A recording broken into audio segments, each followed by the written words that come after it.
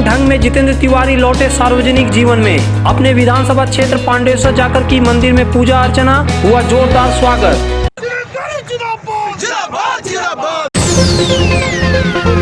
नए साल पर क्या जितेंद्र तिवारी फिर से संभालने जा रहे हैं आसनसोल नगर निगम की कमान?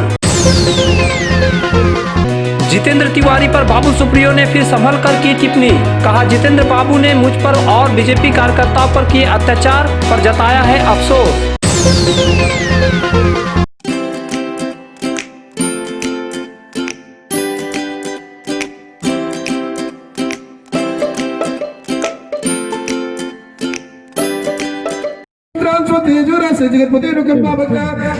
कई दिनों के बाद यह नज़ारा दिख रहा है। पीले शर्ट में जितेंद्र तिवारी, पीली साड़ी में उनकी धर्मपत्नी चैताली तिवारी, लोगों का हुजूम। पैर छूकर प्रणाम करने के लिए जितेंद्र तिवारी की तरफ एक एक कर आगे बढ़ते लोग। दरअसल करीब 15 दिनों बाद यह पहला मौका है जब जितेंद्र तिवारी अपने उसी शख्सियत के साथ नजर आए जिसके लिए वह जाने जाते थे। गुरुवार को तिवारी अपने विधानसभा क्षेत्र पांडेसर पहुंचे थे। इस क्षेत्र के हरिपुर में राम सीता मंदिर में एक आयोजन रखा गया था। यहां पहुंचकर जितेंद्र तिवारी पत्नी संग पूजा में शामिल हुए।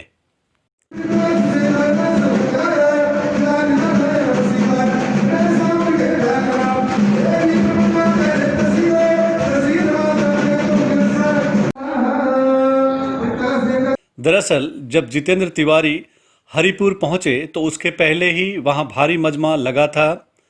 महिलाएं, पुरुष सब वहां इकट्ठा थे। पुलिस की भी भारी व्यवस्था थी, मानो यहां कोई बड़ी सभा रखी गई थी। लेकिन यह पूरी व्यवस्था जितेंद्र तिवारी के स्वागत के लिए की गई थी। वहां पहले से ही ढाकिये भी मौजूद थे।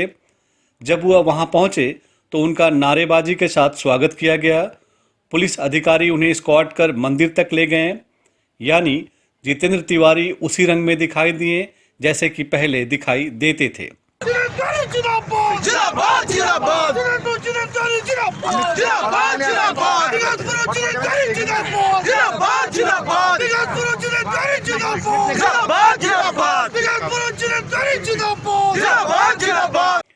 बहरहाल जब उनसे मीडिया ने यहां कार्यक्रम में शामिल होने और उनके बीजेपी में शामिल होने को लेकर जारी अटकलों पर सवाल पूछे तो उन्होंने क्या कहा, आइए आप भी देखिए। पांडेसर में 10-15 दिन बाद फिर से आज शुरू करेंगे। तो आज यहाँ पर राम सीता जो मंदिर है यहाँ पूजा करके काम शुरू किए। इसके बाद पलासमनी में एक मस्जिद है, वहाँ मजार है, वहाँ चादर चढ़ाने जाना है। ये सारा काम करेंगे और एक साथ काम करेंगे और किसी के ऊपर कोई गिला शिकवा नहीं है। सारे लोगों को एक साथ लेकर पार्टी को मजबूत करना है। दीदी को फिर से मुख्यमंत्री बनाने में हम लोग का जो सहयोग हो सकता है वो करना है। बीजेपी के अटकलें लगाई जा रही है। नहीं, ये झूठा मामला है। एक बार भी मैंने नहीं कहा कि मैं बीजेपी जाऊंगा।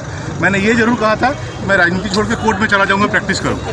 अब चूंकि कुछ लोगों का काम है कुछ न कुछ कहते रहना, वो करते रहे, उससे कोई फर्क नहीं पड़ने वाला। नहीं, कब्जा को जो लोग आए थे वो तो कोई दूसरे पार्टी के लोग नहीं थे, हमारे पार्टी के लोग। हमारे पार्टी के लोग यदि विधायक कार्यालय में आकर बैठे तो इसमें कुछ बुरा नहीं है। उनका अपना कार्यालय है, जब मन तब बैठ सकते हैं, उनका अपना चीज़ है, इसमें क्या है, बुरा लगने कोई। बहरहाल जितेंद्र तिवारी ने यह भी कहा कि 10 दिन पहले एक घटना हुई थी जिससे कुछ गलतफहमी हुई थी। अब ठीक हो गया है। मैंने कहा है कि मैं दीदी के साथ हूं और पार्टी के लिए ही काम करूंगा। उन्होंने यह भी कहा कि राजनीति से दूर जाने की बात कही थी जिससे कार्यकर्ताओं में निराशा थी, जिससे उनका गुस्सा फूटा था। यह स्वाभाविक घटना थी, लेकिन अब फिर से मैं लोगों के बीच जाकर काम करूंगा और अपने काम से उनका विश्वास जीतूंगा। अभी मेरा स्टैंड पार्टी को मजबूत करना और दीदी को 2021 में फिर से मुख्यमंत्री बनाना है। उन्होंने यह भी कहा कि बीजेपी में जाने की कभी कोई बात नहीं की थी। 3 दशक आगे একটা ঘটনা ঘটেছে, তার পরিপ্রেক্ষিতে একটু ভুল বোঝাবুঝি হয়েছিল। আবার বলেছি দিদির সঙ্গে নেতৃত্বে কাজ করব, দিদির সঙ্গে কাজ করব। বলছি আগামী 2 তারিখে তখন আমি বলেছিলাম যে আমি রাজনীতি থেকে দূরে সরে যাচ্ছি। স্বাভাবিকভাবে একটা ভুল বোঝাবুঝি হয়েছে, কর্মীদের মনে একটু সন্দেহের বাতাবরণ তৈরি হয়েছে। তো এইগুলো তো হবেই। যে কর্মীরা ভালোবাসতো তাদের মনে হয়তো হয়েছে যে না দাদা আমাদেরকে না বলে দিল, আমি রাজনীতি ছেড়ে দিচ্ছি। তার বহিঃপ্রকাশ তো হবে, এটা বড় কিছু না। আমাকে আমার অ্যাক্টিভিটির মাধ্যমে আবার বিশ্বাস ফিরিয়ে আনতে হবে। দাদা আপনার কি স্ট্যান্ড এখন? হ্যাঁ আপনার স্ট্যান্ড কি এখন? স্ট্যান্ড হলো দলকে মজবুত করা, দিদিকে 2021-এ আবার দিদি মুখ্যমন্ত্রী হন, তার জন্য আমার যে ভূমিকা, আমার যেটা করার সেটা করব।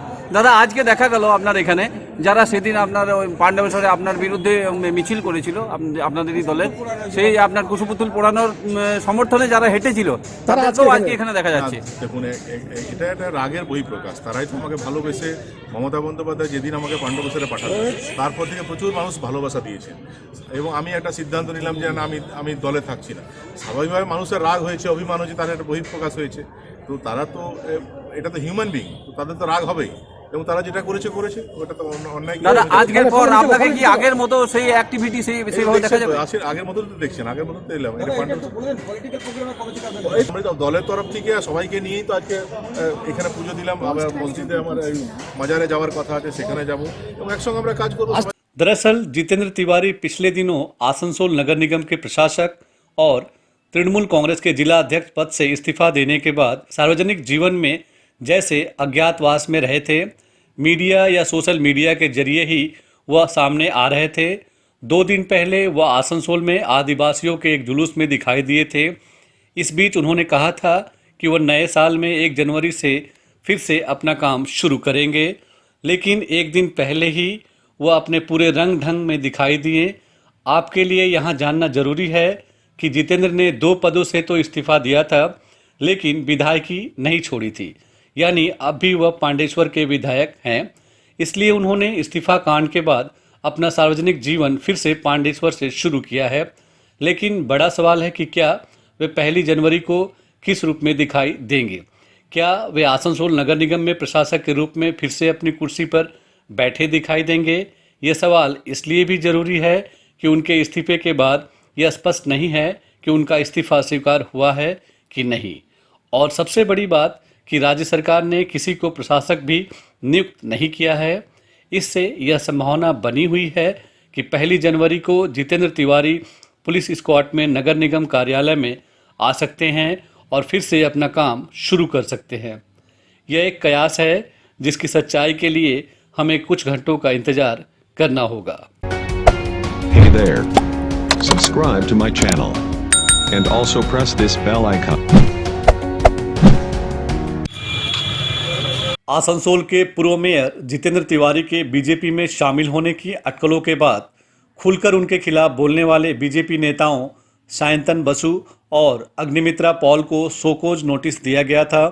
उसके बाद बीजेपी नेता बहुत संभल कर कोई भी बयान दे रहे हैं।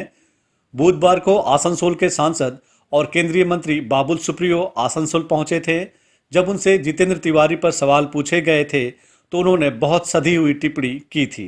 अब दूसरे दिन गुरुवार को भी उन्होंने कुछ हकलाते हुए तृणमूल नेताओं के बीजेपी में शामिल होने की संभावनाओं पर बातें कहीं। दरअसल बाबुल सुप्रियो गुरुवार को आरपीएफ द्वारा नर नारायण सेवा केंद्र का उद्घाटन करने पहुंचे थे। उनके साथ उनकी पत्नी और बच्ची भी थी।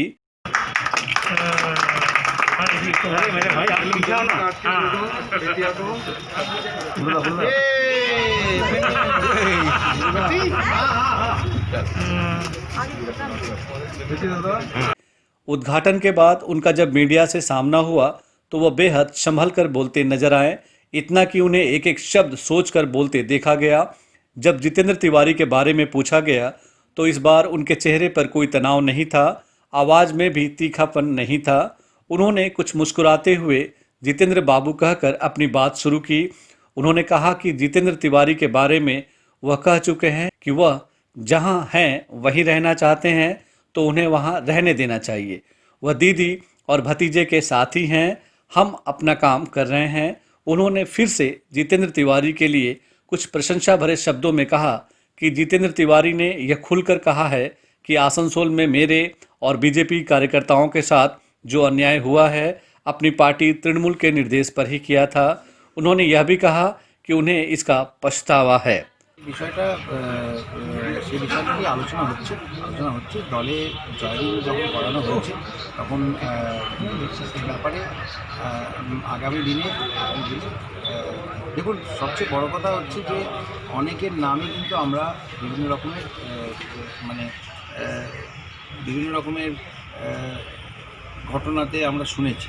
তো কেউ যদি তার যেমন মাওবাদী বলুন, টেররিস্ট বলুন, তাদেরকে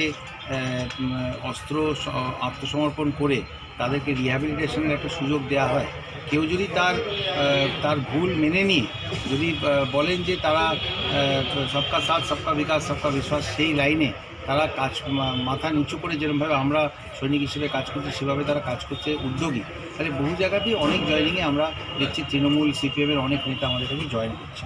তো বাকি কন্ট্রোভার্সি একটু অত তো এদিক ওদিক থাকবেই, সেটাকে হ্যান্ডেল করার জন্য যে ইন্টেন্ট, যেটা নীতি এবং নিয়ত, সেটা দুটোই আমাদের আছে। কাজেই যদি কোথাও দেখবেন যে এক দুজন যদি এদিক ওদিক থেকে যদি কোথাও মানে বিতর্কমূলক যদি কোনো জয়েনিং হয়, তারাও কিন্তু বিতর্কের বাইরে থেকে এই মন্ত্রে নিজেদেরকে অনুপ্রাণিত করে তারা বাবুদা যদি এরাও যদি যে অনুপ মাঝি বা এনারাও যদি ওই পথেই হাঁটেন, তাহলে কি তাদের কি জয়েন করাবেন? কোনো চান্স নেই ওদের। তো আমি তো আপনাদের আগেই বললাম যে আসানসোলে যা হয়েছে তাতে জিতেন্দ্রবাবু তো বলেই দিয়েছেন যে দলের নির্দেশে নানা রকম অন্যায় কাজ, অনেক রকমের অত্যাচার বাবু সুপ্রিয় বা বিজেপি এখানকার বিজেপি কর্মীদের উপর করতে হয়েছে, কাজেই ওনাদের খারাপ লাগাটা সেটাও উনি বলে দিয়েছেন। উনি এটাও আমাকে এতদিন ধরে যেটা রাজনৈতিক কথা মনে হতো, আমার রাজনৈতিক আরোপ মনে হতো, অভিযোগ মনে হতো, সেটাও উনি মান্যতা দিয়ে দিয়েছেন। এটা বলে কত কোটি টাকা আসানসোল মিউনিসিপ্যাল কর্পোরেশনকে দেওয়া হয় না, আমার সলিড ওয়েস্ট ম্যানেজমেন্ট প্রজেক্ট পুরো হয়ে যাওয়ার পরে কীভাবে সেটা হতে দেওয়া হয়নি, তো সমস্তটা উনি সাদা কালোয় চিঠিতে লিখে দিয়ে দিয়েছেন। তো কাজেই আমার অভিযোগগুলো প্রমাণিত হয়ে গেছে। আর বাকি আপনারা যে সমস্ত গুজব ছড়াচ্ছেন, আমি কালকেও বলে দিচ্ছি, আজকে আবার বলে দিচ্ছি যে উনি দিদির হয়ে কাজ করছেন, ভাইপোর হয়ে রয়েছেন, সেটা বারবার বলেছেন। আমি কোনো রকমের রাজনৈতিক কটু কথা বলতে চাই না। ওনাকে দিদির হয়ে কাজ করতে দিন, আমরা নরেন্দ্র মোদীজি আমাদের দাদার হয়ে কাজ করছি, একটু আলাদা, আমরা একে অপরের সঙ্গে লড়াই করছি, সেটা সেরমই ছিল, সেরমই ছিল। শেষ প্রশ্ন হচ্ছে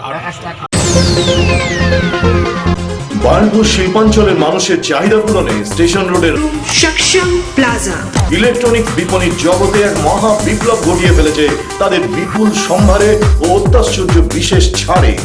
AC, LCD TV, washing machine, DVD player, micro oven, fridge, সঙ্গে থাকছে এক্সচেঞ্জ অফার এবং প্রত্যেক কেনাকাটার সঙ্গে থাকছে আকর্ষণীয় গিফট। সক্ষম প্লাজা, स्टेशन रोड, बार्नपुर।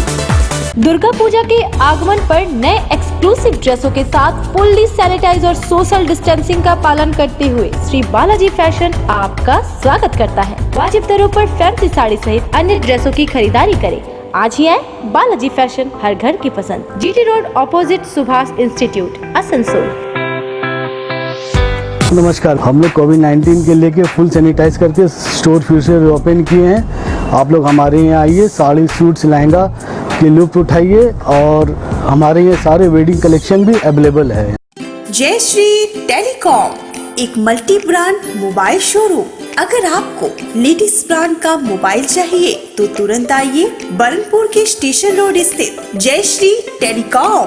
यहाँ ऑनलाइन प्राइस पर हर ब्रांड का मोबाइल उपलब्ध है। सभी कंपनियों से इजी फाइनेंस की सुविधा। तो देर न कीजिए, तुरंत आइए बरनपुर के स्टेशन रोड स्थित Jai Shri telecom, a house for multi brand mobile phone, station road, Burnpur. Asansol नगर निगम के तत्वाधान में मिशन निर्मल बांग्ला को सफल बनाएं। हमारी प्रतिज्ञा, हमारा गर्व। एक बात सभी याद रखें, कचरा जहाँ तहाँ ना फेंके। कौन सा कचरा कहाँ डालना है अच्छी तरह से समझना है। स्वयं जागरूक हो, औरों को भी जागरूक करें। रिड्यूस, रीयूज और रिसाइकिल प्रक्रिया को अपनाएंगे, सुंदर स्वस्थ आसनसोल बनाएंगे। आसनसोल नगर निगम के ग्रीन और ब्लू बीन का सही इस्तेमाल करें। प्लास्टिक का व्यवहार ना करें। आसनसोल नगर निगम सदैव आपकी सेवा में उपस्थित है। Clean Asansol, green Asansol.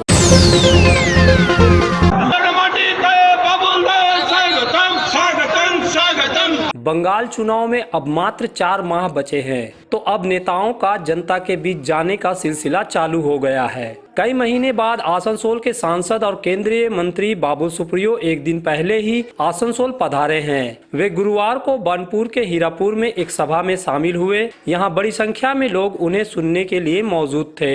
बाबुल ने सैकड़ों लोगों को बीजेपी में शामिल कराया। इनमें कई तृणमूल समर्थक बताए गए हैं। बाबुल ने उन्हें बीजेपी का झंडा थमाकर पार्टी में शामिल कराया। একটি দল আজ বিজেপি ঝান্ডা হাতে ধরছে। মাননীয় इस मौके पर मंच से बोलते हुए बाबू सुप्रियो ने मुख्यमंत्री के भतीजे और सांसद अभिषेक बनर्जी पर खुलकर हमला बोला। उन्होंने कहा कि बंगाल में जितना कोयला, लोहा और गो तस्करी के जरिए पैसा बनाया जा रहा है, वे सब भाईपो यानी अभिषेक बनर्जी के पास पहुंचाया जा रहा है। अभिषेक ही सारे असामाजिक लोगों के संरक्षक बन गए हैं।